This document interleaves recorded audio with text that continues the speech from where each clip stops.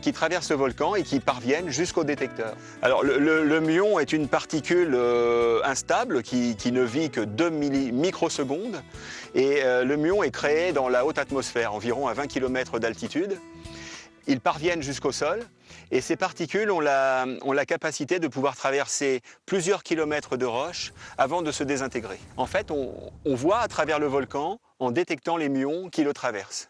Et un peu comme quand on fait une radiographie avec des rayons X, là on fait une radiographie du volcan avec des rayons cosmiques. Donc espérons que ça va tourner parce que ça a bloqué un petit peu.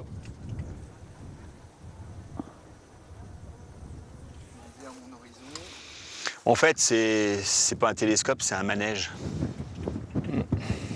Actuellement, le télescope fait une prise de vue en environ 3 semaines. C'est une image tridimensionnelle de la structure interne du volcan qui viendra compléter les autres types de données que l'observatoire possède. Et au niveau de la prévention des risques, notre contribution, c'est de mieux modéliser la façon dont ces masses de terrain vont s'ébouler dans les vallées comme celle du Galion par exemple.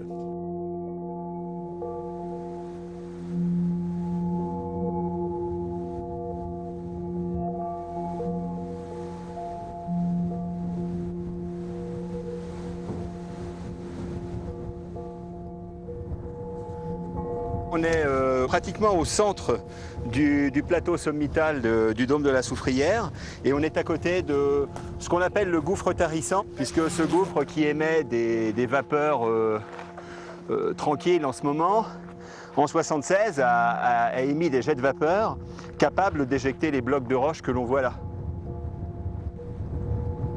Vas-y Olivier, tout dos, je vais essayer de pas trop crocher les cailloux. Encore un petit peu.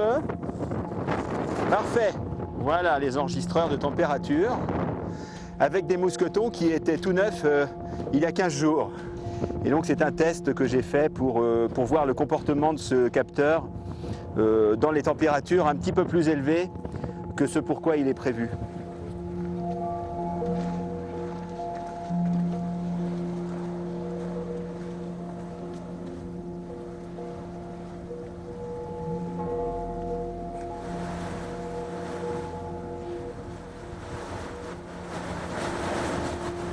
En dessous, là, c'est vraiment l'activité la plus visible du volcan. La Soufrière, ça reste un volcan dangereux parce qu'il est comme Montserrat, comme tous les volcans, la montagne Pelée, donc tous les volcans de l'arc antillais, c'est un volcan explosif.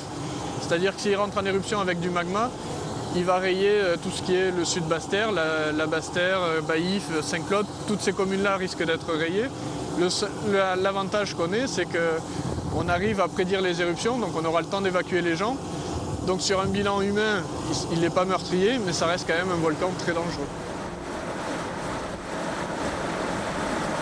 On passe presque la moitié de notre temps sur le terrain, à aller dans des endroits assez magnifiques et inaccessibles, donc c'est assez varié, on a de quoi s'amuser, voilà, on prend du plaisir à travailler.